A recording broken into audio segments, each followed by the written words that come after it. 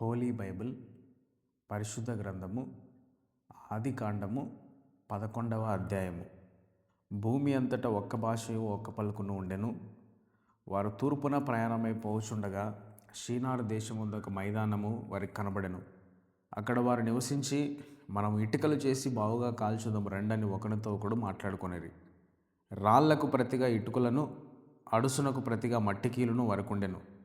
మరియు వారు, మనం భూమి అంతటా చెదిరిపోకుండా ఒక పట్టణమును, ఆకాశం నంటూ శిఖరము గల ఒక గోపురమును కట్టుకొని పేరు సంపాదించుకుందాం రండని మాట్లాడుకొనగా, యెహోవా నరుల కుమారులు కట్టిన పట్టణమును గోపురమును చూడ దిగి వచ్చెను.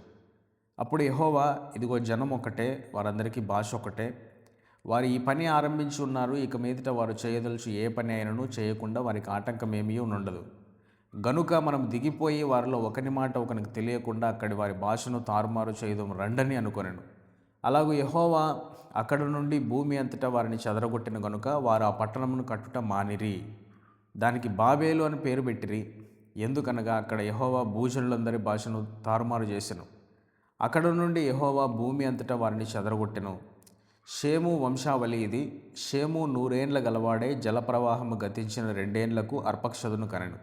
షేము అర్పక్షదును కనిన తర్వాత 700 ఏండ్లు బ్రతికి కుమారులను కుమార్తెలను కనెను.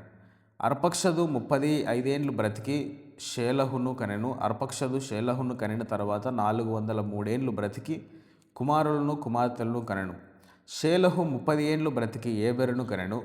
షేలహు ఏబెరును కనిన తర్వాత 403 ఏండ్లు బ్రతికి కుమారులను కుమార్తెలను కనెను.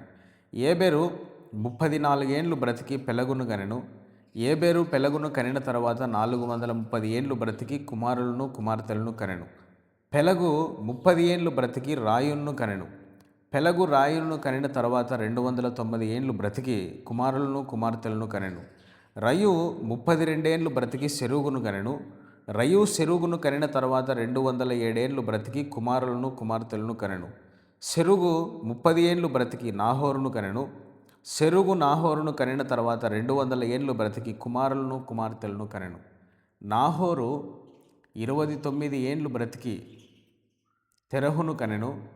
నాహోరు తెరహును కనిన తర్వాత 190 ఏండ్లు బ్రతికి కుమారులను కుమార్తెలను కనెను. తెరహు 70 ఏండ్లు బ్రతికి అబ్రామును, నాహోరును, హారానును కనెను. తెరహు వంశావళి ఇది. తెరహు అబ్రామును, నాహోరును, హారానును కనెను. హారాను లోతును కనెను. హారాను తాను పుట్టిన దేశమందలి కల్దీయుల ఊరను పట్టణములో తన తండ్రి అయిన తెరహు కంటే ముందుగా మృతి పొందెను. అబ్రామును, నాహోరును వివాహం చేసుకునేరి. అబ్రాము భార్య పేరు షారయి, నాహోరు భార్య పేరు మిల్కా. ఆమె మిల్కాకును ఇస్సాకును తండ్రి అయిన హారాను కుమార్తె. షారాయి గొడ్రాలై ఉండెను, ఆమెకు సంతానము లేదు.